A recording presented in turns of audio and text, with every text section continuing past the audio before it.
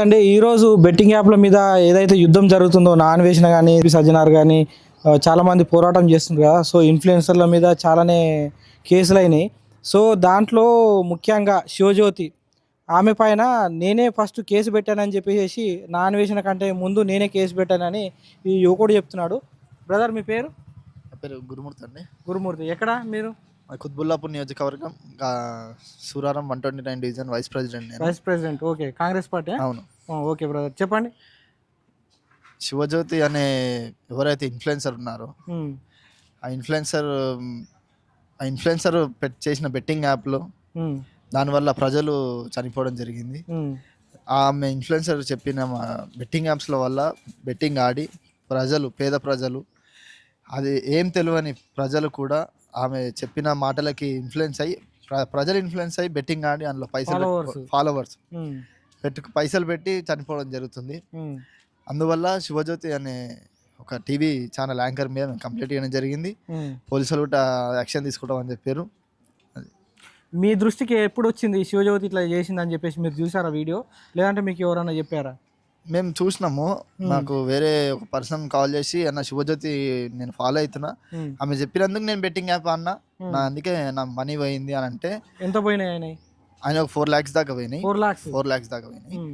ఇక ఆమె చెప్పింది, ఆయన మాకు వచ్చి చెప్పింది కాబట్టి మేము మా టీం మా యువకులందరం వెళ్ళి జీడిమెట్ల పోలీస్ స్టేషన్లో కంప్లైంట్ చేయడం జరిగింది. సుమారు ఎంతమంది వరకు చనిపోయి ఉంటారు? సుమారు చాలా మంది చనిపోయారు అన్న. ఇప్పుడు ఆమె ఒక్కదాని వల్లనే కాకుండా వేరే ఇన్ఫ్లుయెన్సర్లు, యూట్యూబ్ ఇన్ఫ్లుయెన్సర్లు, ఇన్స్టాగ్రామ్ ఇన్ఫ్లుయెన్సర్లు చాలా మంది చనిపోయారు. వాళ్ళందరి మీద కూడా కేసులు పెట్టడం జరిగింది. ఇది ఇప్పుడు గుట్ట పోలీస్ స్టేషన్లో ఇవ్వడం జరిగింది. ఇక మన ఇక్కడ వేరే పోలీస్ స్టేషన్లో కూడా ఇవ్వడం జరిగింది. అట్లా ఇస్తున్నాం. ఇంకా జయదుర్గుట్ట పోలీస్ స్టేషన్లో కూడా ఇవ్వడం జరిగింది. మీరు ఇప్పుడు ఈమె పైన జీడిమెట్ల పోలీస్ స్టేషన్లో ఏమి యాక్షన్ తీసుకున్నారా? మరి ఎవరికి ఇచ్చారు మీరు ఇంత కంప్లైంట్?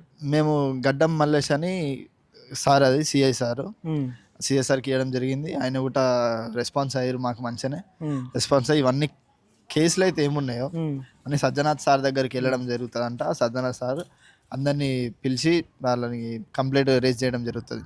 ఎవరైతే ఈ బెట్టింగ్ ఇన్ఫ్లుయెన్సర్లు ఉన్నారో, వర్షసాయి కానీ కొంతమంది ప్రముఖులు, వాళ్ళకి డబ్బులు లేక, డబ్బులు కూడా ఉన్నాయి, చాలా ఉన్నాయి, కానీ వీళ్ళు చేస్తున్నారు.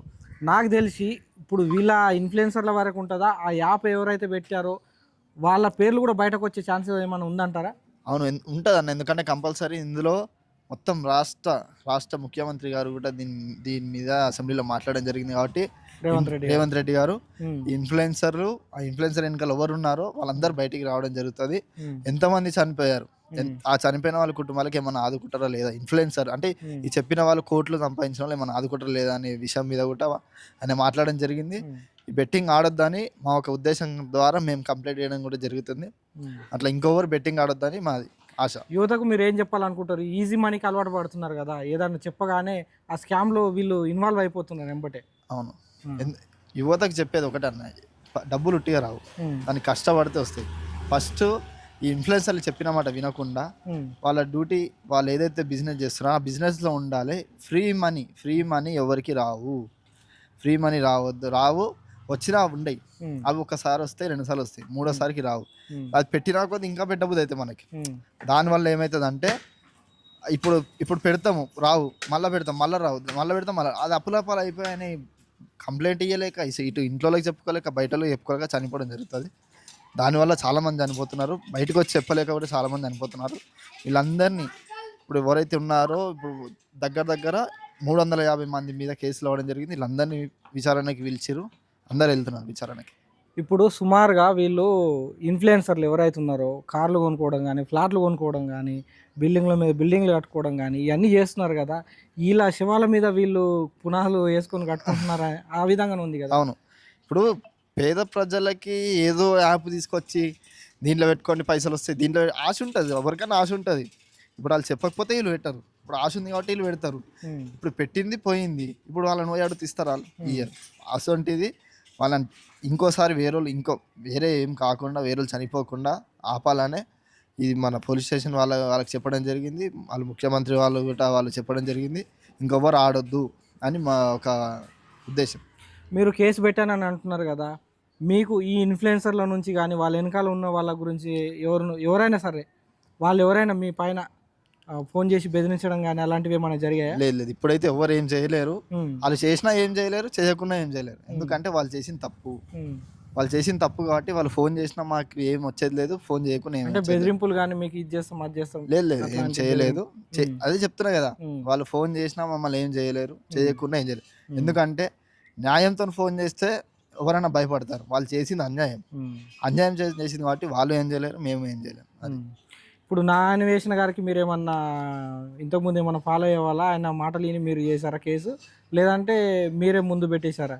లేదు లేదు, ఫస్ట్ మేమే కంప్లైంట్ చేయడం జరిగింది. ఉమ్, నేను కంప్లైంట్ ఇచ్చి అది సోషల్ మీడియాలో అప్లోడ్ చేసినాక ఆయనకు ట్యాగ్ చేసినాక అయినా అప్పుడు యూట్యూబ్ ఛానల్లో ఈమె ఈమె మెయిన్ పాత్ర, ఎందుకంటే పొద్దున్న సందాక అదే పని మీద ఉంటుంది కాబట్టి ఈమె మీద మళ్ళీ వీడియో చేయడం జరిగింది. ఉమ్. ఇప్పుడు మీరు కాంగ్రెస్ నాయకులు అన్నారు కదా, ఓన్లీ ఆమె శివజ్యోతి మీదనే కేసు పెట్టారు, ఇంకా చాలా మంది ఉన్నారు కదా, వాళ్ళపైన కూడా కేసు పెట్టవచ్చు కదా? అంటే ఇంకా చాలా మంది ఉన్నారు కానీ మా దృష్టికి వచ్చింది అంటే మా లొకాలిటీలో మోసపోయింది ఫస్ట్ ఆమె వల్లనే కాబట్టి మేము ఆమె వల్ల పెట్టాలి. ఎంతమంది మోసపోయారు? నలుగురు మోసపోయారు. నలుగురు. ఒక్కరు 4 లక్షలు అని చెప్పారు. అవును. ఇంకా మిగతా మంది అమౌంట్ తెలియదు కానీ మోసం అయితే జరిగింది కంపల్సరీ. ఎందుకంటే వాళ్ళు బెట్టింగ్ యాప్లల్లో అమౌంట్ పెట్టింది ఫస్ట్ ఎవరు బయటికి చెప్పుకోలేదు. సో వాణిజ్యత వాడే తీసుకుంటలేడు. అట్లానే ఎవరు చెప్పలేదు. అంటే ఎవరైనా సిగ్గు లేదా నీకు అట్లా అని చెప్పి, ఎందుకంటే ఇప్పుడు బెట్టింగ్ ఆడడం అంటే అదొక గలీజ్ పని చేసినట్టు అయిపోతుంది. ఇప్పుడు చేసిన గలీజ్ పని అది ఇంకా ఎవరికి చెప్పుకోలేకపోతున్నారు. అది మీరు యూత్ నాయకులు కదా, యువకులకు మీరు ఏం సందేశం ఇవ్వబోతున్నారు? యువకులకు సందేశం ఇచ్చేది ఒకటన్నా, వాళ్ళు మనీ ఇన్వెస్ట్ చేసేటప్పుడు ఎక్కడ ఇన్వెస్ట్ చేస్తున్నాము, మళ్ళీ ఇన్వెస్ట్ చేస్తే మనకు వస్తుందా రావా, ఇన్వెస్ట్ చేసిన మనీ ప్రాఫిట్ ఉండాలి, అసొంటి దాని మీద మనీ ఇన్వెస్ట్ చేయాలి. వాళ్ళు చెప్పారు వీళ్ళు చెప్పారు అని ఇన్వెస్ట్ చేస్తే అది రావు, చనిపోవడమే జరుగుతుంది లాస్ట్కి. అందుకే ఎవరు ఇన్వెస్ట్ చేసినా సరే వాళ్ళకి రిటర్న్ వచ్చేలాగా దాని మీద ఇన్వెస్ట్ చేయాలి. వాళ్ళ బాడీ మీద ఇన్వెస్ట్ చేసుకోవాలి, లేకపోతే ఎవరైనా వస్తువు మీద ఇన్వెస్ట్ చేయాలి, లేకపోతే ఏమైనా కొనుక్కోవాలి, ఒక జాగా లాంటిది కొనాలి. అసొంటిది ఇన్వెస్ట్మెంట్ చేస్తే వాళ్ళకి రిటర్న్ వస్తుంది. ఈ బెట్టింగ్ యాప్ల మీద సోషల్ మీడియాలో వాళ్ళందరూ చెప్పడం వల్ల ఇన్వెస్ట్ చేస్తే అవి అట్టే పోతాయి, మళ్ళీ అదనంగా ఈయన ప్రాణాలు కూడా అట్టే పోతాయి. ఎట్లా పనిచేస్తాయి ఇవి అసలు ఈ బెట్టింగ్ యాప్స్? వీళ్ళకు డబ్బులు వచ్చేటట్టుగా స్టార్టింగ్లో ఏమన్నా చేస్తారా? ఎట్లా ఉంటాయి అసలు ఇది ఆల్గరిథం ఎట్లా అంటే పనిచేస్తుంది? దాంట్లోకి వెళ్ళంగానే ఏమన్నా ఒక ట్రాన్స్లోకి వెళ్ళిపోయినట్టు ఉంటుంది. ఇప్పుడు ఈ పేకట్ ఆడేటలో ఒక ట్రాన్స్ ఎట్లా ఉంటుంది, అట్లా బెట్టింగ్ యాప్లో కూడా ఒక ట్రాన్స్ ఉంటుంది. ఇప్పుడు మీరు చెప్పంగానే నేను డౌన్లోడ్ చేసినట్టు చేయగానే 10 రూపాయలు వేసిన 100 రూపాయలు వచ్చినాయి, మళ్ళీ 100 వేసిన 1000 రూపాయలు వచ్చినాయి అంటే ఏమనిపిస్తుంది మనిషికి? ఫ్రీ మనీ వస్తున్నాయి అనిపిస్తుంది. అట్లా 10 లక్షలు వేస్తాడు, 10 లక్షలు వస్తాయా? రావు. అరే 10 లక్షలు పోయినా ఇంకో 5 లక్షలు వేస్తాడు. అట్లా స్టెప్ బై స్టెప్ వెళ్ళిపోవడం వల్ల వాళ్ళు చనిపోవడం జరుగుతుంది. అది ఇంట్లో అమ్మ నాన్న ఏమనలేక, ఎవరు ఏమనలేక, బయట ఏమనలేక, వాళ్ళకి చెప్పలేక లాస్ట్కి చచ్చిపోతారు. అది అందుకే ఎవరు బెట్టింగ్ ఆడొద్దని మేము కంప్లైంట్ ఇచ్చినాము. ఆ కంప్లైంట్లో కూడా ఇప్పుడు చాలా ఆధారాలు బయటకు వస్తాయి.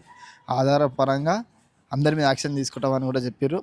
దానికి చాలా కృతజ్ఞతలు పోలీసు వాళ్ళకి కూడా తీసుకోవాలి. ఇటువంటి వాళ్ళు ఒక్క సామాన్య నాయకుడిని వాళ్ళని పాపులర్ చేసిన సామాన్య నాయకుడు, ఆ సామాన్య నాయకుడు మీదనే వాళ్ళు ఇంకా సామాన్యుల మీదనే ప్రయోగం చేస్తున్నారు.